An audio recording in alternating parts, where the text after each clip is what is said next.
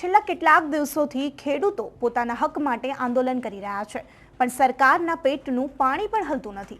ત્યારે આખરે આજથી 2 દિવસ માટે ખેડૂતોએ આ આંદોલન બંધ રાખવાની ફરજ પડી, કારણ કે તે જ સરકારની તાનાશાહીએ ખેડૂતનું પ્રાણપંખે રોડાવ્યો।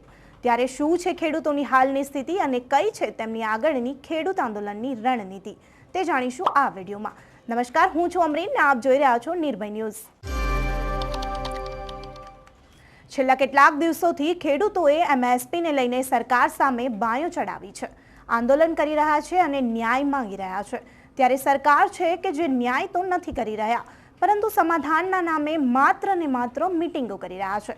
ન્યાય માંગતા ખેડૂતોને દિલ્હી આવતા રોકવા માટે સરકાર દ્વારા તેમના પર ટીયર ગેસ છોડવામાં આવ્યા, લોખંડી બંદોબસ્ત પણ કરાયો, કોન્ક્રીટના બેરિકેડ્સ લગાવાયા। ત્યારે એવા પણ સમાચાર સામે આવી રહ્યા છે કે આ આંદોલનમાં ખેડૂતોના મોત પણ નિપજ્યા છે। ત્યારે ફરીથી અહેવાલ સામે આવી રહ્યા છે કે ખેડૂતો પર ફાયરિંગના કારણે વધુ એક ખેડૂતનું મોત નિપજ્યું છે।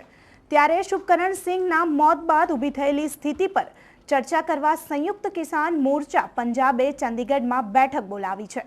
કિસાન મજદૂર મોરચાના કોર્ડિનેટર સરવનસિંહ પેંઢેરે કહ્યું હતું કે અમે 2 દિવસ માટે રણનીતિ બનાવીશું, આગામી નિર્ણય 23 ફેબ્રુઆરીએ લેવામાં આવશે।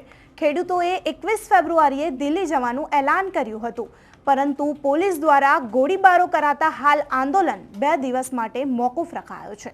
સરવનસિંહ પેંઢેરે પોલીસ ગોળીબારનો ફોટો જાહેર કર્યો અને કહ્યું, ભટિંડાના બલોહ ગામના વતની શુભકરણ સિંહનું મૃત્યુ થયું છે। હું ઘટના સ્થળે તે વ્યક્તિનો ફોટો શેર કરી રહ્યો છું જેને માથા પર ગોળી વાગી હતી। આ સાથે સીધું ફાયરિંગ છે, જોયું, જેની તસવીર હું પણ શેર કરી રહ્યો છું તેને સીધા એસએલઆર વડે ફાયરિંગ કરવામાં આવી રહ્યું છે। આ અંગે ઘણા નેતાઓના નિવેદનો પણ સામે આવી રહ્યા છે। કેન્દ્રીય કૃષિ મંત્રીએ કહ્યું, કેટલાક મુદ્દાઓ પર સહમત થવા માટે વધુ પ્રયત્નો કરવા પડશે।